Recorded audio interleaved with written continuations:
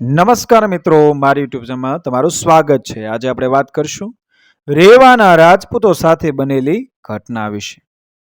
રેવાના મહારાજ રામચંદ્ર ઉપર દિલ્હીના અકબર બાદશાહનું ફરમાન છૂટ્યું છે. ગાંજી કા તંજુરને અમારે હવાલે સોંપી દો. રામચંદ્રે અકબરના ફરમાનને દાદ ન આપી. અકબરે રેવા ઉપર તાકીદ કરી કે દેખત સમાચાર દિલ્હીના ગુનેગાર ગાજી ખાને સુપરત કરો. આ ગાજી ખા એ તંજુર દિલ્હીનો એક વખત સરદાર હતો. અકબરની ભારે પ્રીત મેળવી તેણે દિલ્હી દરબારમાં મોભાનું સ્થાન પ્રાપ્ત કર્યું હતું. એક વખત ગાજી ખા તાંજુરની દિલ્હી ઉપર બોલબાલા હતી. અકબરનો જમણો હાથ ગણાતો.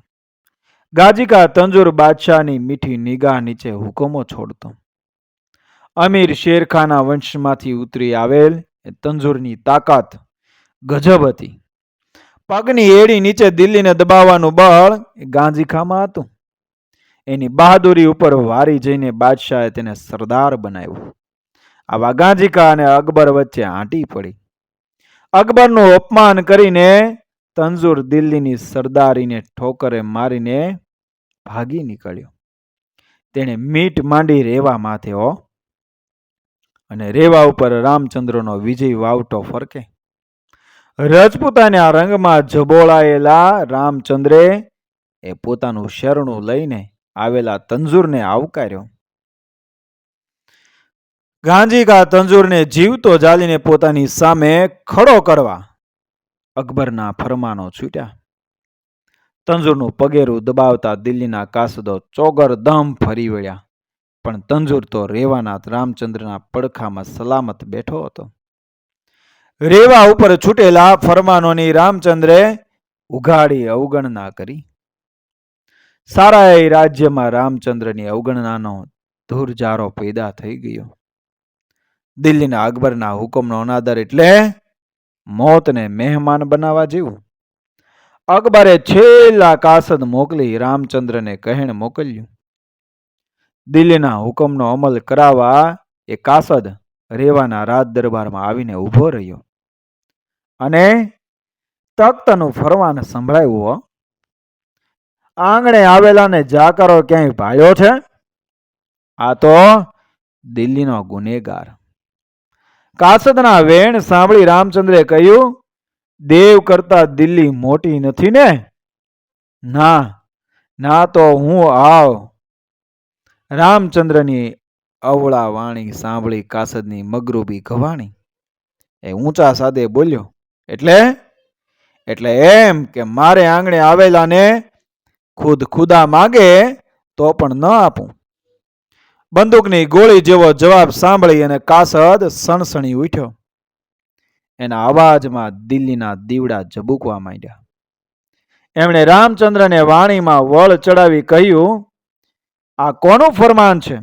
જાણો છો? હા, જાણું છું. શું જાણો છો?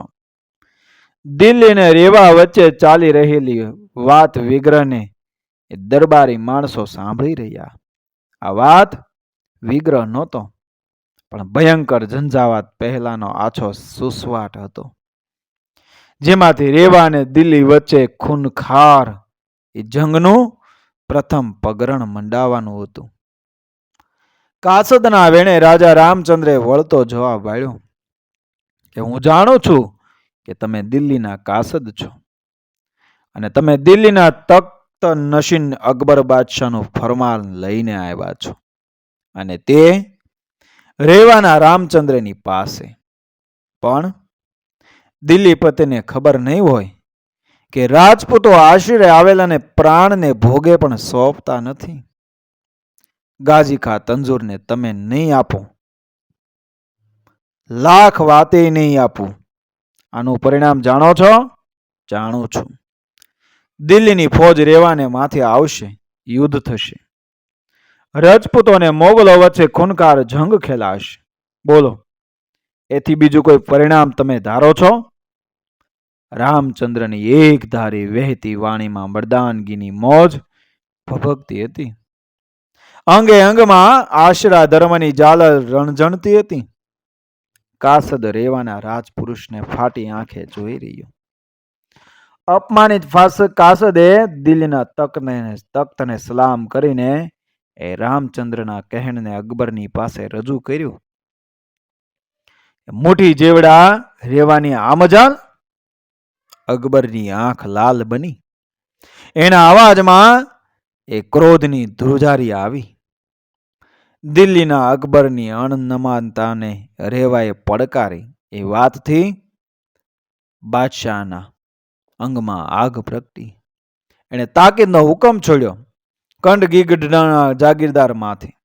આ વખતે કંઠગીગઢનું જાગીરપણું અબ્દુલ મજીદ અશરફ ખાન ભોગવતો હતો. દિલ્હીની મીઠી મહેરબાની નીચે તે આળોટતો હતો. એક દિવસ શાહી ફરમાન આવ્યું કે તમારે રેવાના રામચંદ્રના કબજામાંથી તંજુરને પકડીને દિલ્હી હાજર કરવો.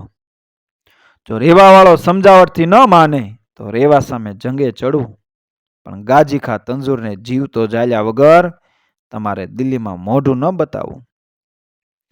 ફરમાન સાંભળી અબ્દુલ અશરફ ખાન પળવાર વિચારમાં પડી ગયો. આબમાં ચાર ચાર થરા વાદળા ઝળુંબી રહ્યા હતા. ભર ચોમાસું બેઠું કે બેસશે એવું આભ કાળું ડિબાંગ બની ગયું હતું. વીજળીના સબાકા એ બોલવા માંડ્યા હતા. વાવડો વીંઝાતો હતો. આવું ટાણું યુદ્ધ માટે વસમું થઈ પડે તેમ હતું. છતાં એણે ફરમાનને માથે ચડાવ્યું. રેવાને ખબર મોકલ્યા કે તંજુરને અમારે હવાલે કરો, અને નહીં કરો તો અમારે રેવાને ઘેરો ઘાલીને તંજુરને કેદ કરવો પડશે. અબ્દુલ અશરફ ખાનની ધમકી રેવાના પાદરમાં ધૂળમાં મળી ગઈ. રામચંદ્ર અણનમ રહ્યો. એણે સામું કેણ મોકલ્યું કે યુદ્ધની ડરામણી રેંજી પેંજીને ડારી શકે, રેવાના રાજપૂતને નહીં. જરાય મોડું કર્યા વગર હાલ્યા આવજો, અમે તમારું હામૈયું કરશું. રામચંદ્રનો જવાબ સાંભળીને અબ્દુલ મજીદ અશરફ ખાનને આગ લાગી ગઈ. ચોમાસું ઉતરતા જ કંઠગીગઢના રસાલામાં નગારે ઘા પીડ્યો. લશ્કર ઉમટ્યું. રેવાને માથે માર આવતા અશરફ ખાનના લશ્કરને ખાળવા રામચંદ્રે રજપૂતોને સાપતા કર્યા. ગાજી ખાન તંજુર અને રામચંદ્રની સરદારી નીચે રજપૂતો મેદાને પડ્યા. સામસામા જાણે કે પહાડ ભટકાણા. તલવારોની તાળીઓ પડવા માંડી. ફટોફટ માથા નાળિયેરની જેમ ફૂટવા માંડ્યા. અશરફ ખાનના ઘાયે ગાજી ખા રણક્ષેત્રમાં સોળ તાણીને સૂતો. રામચંદ્રના લશ્કરને અબ્દુલ અશરફ ખાને ભેડાવ્યું. સાણ સાવ્યુમાં સપડાયેલું લશ્કર ઝાજી ઝીંકી ઝીલી શક્યું નહીં. રામચંદ્ર થોડા સાથીઓને લઈને એ બાંધુગઢના કિલ્લામાં ઉતરી ગયો. બાંધુગઢનો કિલ્લો એટલે માનો ખોળો. સળીએ અંદર ના જઈ શકે એવી મજબૂત બાંધણી. અશરફ ખાન મહિનાઓ સુધી બાંધુગઢની બહાર પડ્યો રહ્યો, પણ રામચંદ્રનું રૂવાડું પામી ન શક્યો. બહાર અશરફ ખાન અને તેના સૈનિકો ધૂળ ફાંકતા હતા, ત્યારે રામચંદ્ર પોતાની તહેનાતમાં રહેલા ગવૈયા તાનસેનના સુરમાં તરબોળ બનીને મોંજ માણી રહ્યો હતો.